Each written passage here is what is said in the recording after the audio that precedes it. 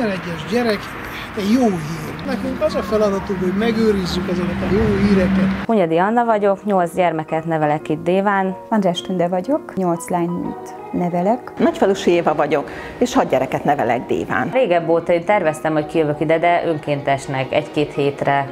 De én nagyon örülök, hogy nem 1-2 hétre jöttem ki, hanem így bele az egésznek a közepébe. Sokszor voltam én Magyarországon és szegény családoknál ruhát vinni, ételt vinni, de ott ilyen körülményekkel nem szembesültem, mint itt Romániában.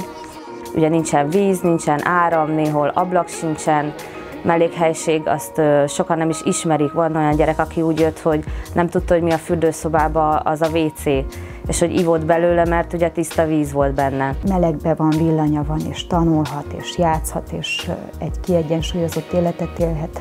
Ezt ők értékelik és tisztelik. Ha kikerülnek az életbe, azért már van egy jó biztonságos hátterük. Engem most nagyon sokat építettek a gyermek, amióta itt vagyok. A nagyobbak segítenek a kisebbeknek, ez nagyon jó, én azt gondolom, hogy mindegy normális családban is. Déván vannak a legtöbben, ugye ez volt régen a központ. Biztos vagyok benne, amikor ez a gyerek felnő, mint a többi nagydiákon vagy bárki, szívesen segít a szülőnek. Azt szeretnénk, hogy a Csaba testvér hitéből fakadó pozitív életszemlélet sugározzon át a gyerekeinkre, és egy jobb életük legyen ebből kifolyólag, mint a szüleiknek volt. Jelenleg 2378 gyereket nevelünk, és ez 82 helyiségben persze.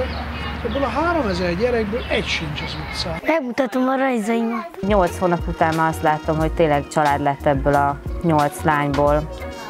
És akkor nem követi azt, és nem lépik vissza arra az útra, amelyiken a szülők elindultak.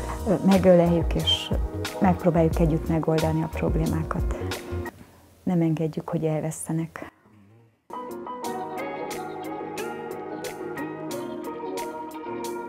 Kérlek, segíts nekünk adott 1%-ával.